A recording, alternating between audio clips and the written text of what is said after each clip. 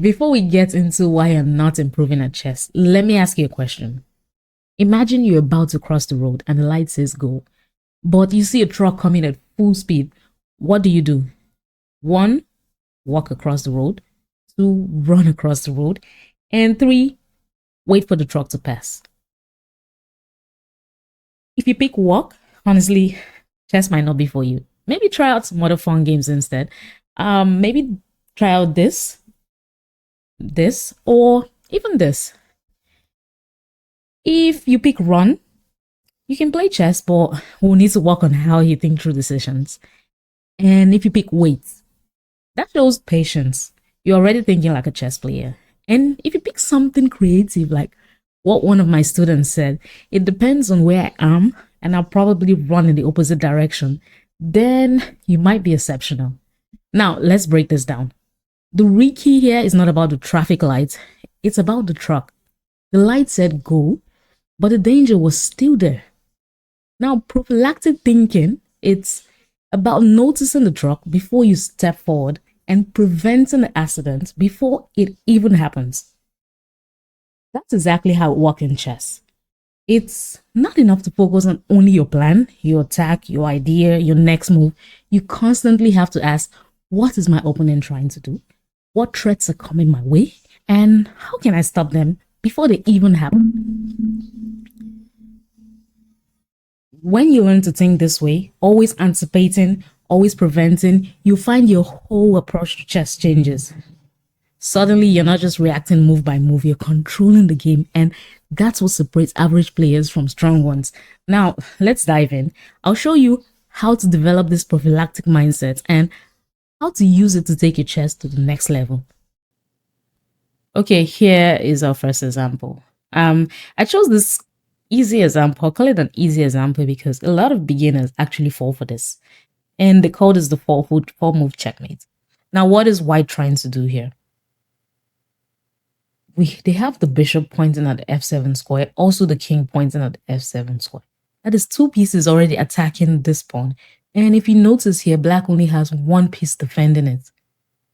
Now, I've seen a lot of people here play knight f6 and they simply just get checkmated anyway.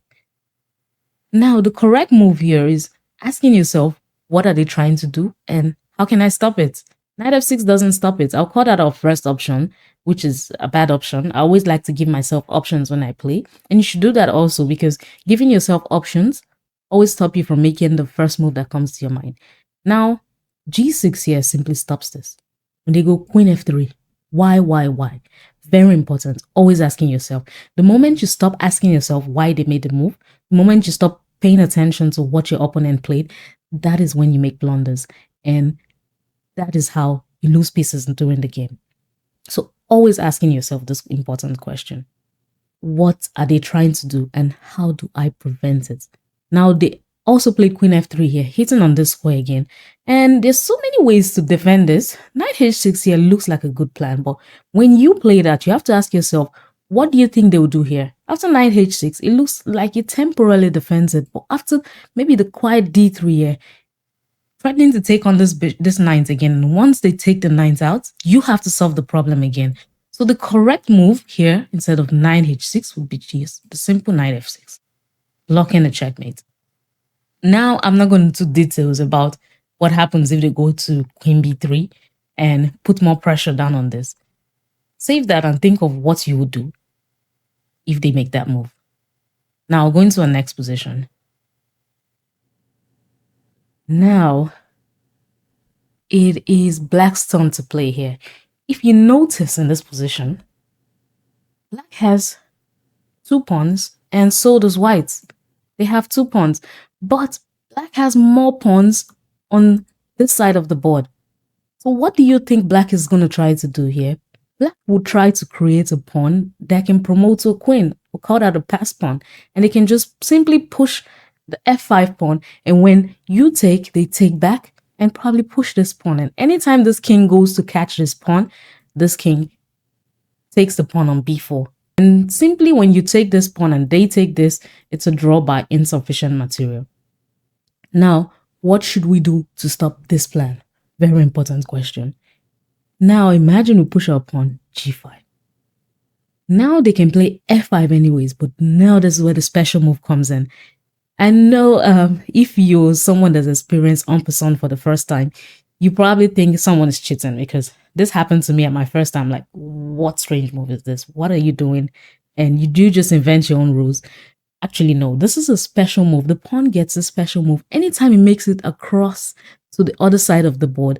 Because this pawn has made it so far, as a reward for making it past the board, it gets a special move called en passant, where if the opponent tries to push 2 pawns away and try to escape anyways, you can just capture it anyways. And now we get a pass pawn to just promote into a queen. And this pawn is not quick enough because we're just promoting in 2 moves.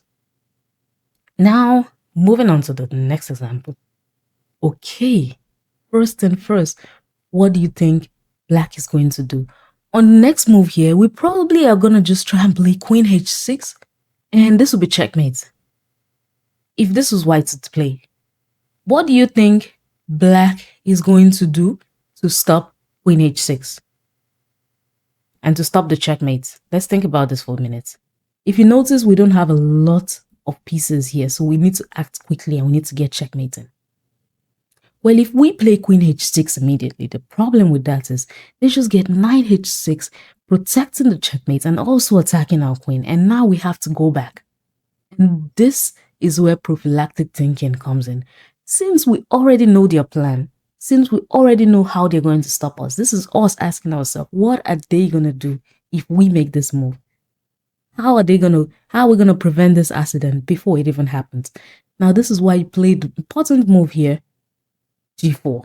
Okay, hold your horses. I know g4 looks like a blunder. It looks like bishop probably just take a rook and probably will cry later.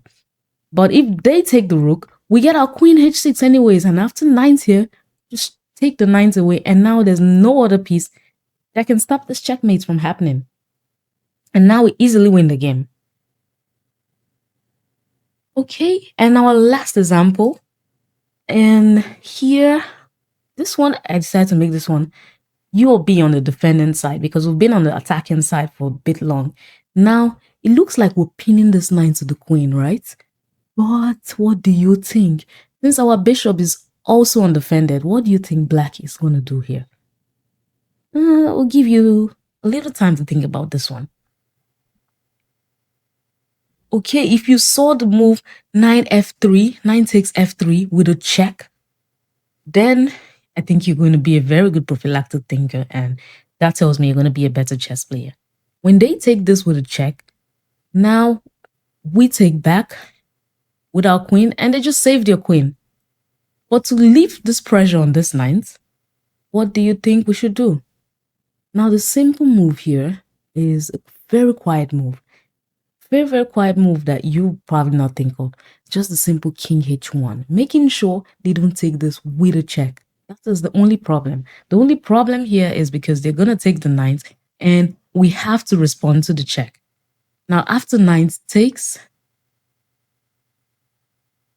we can simply just take the queen because now we don't have to respond to this capture.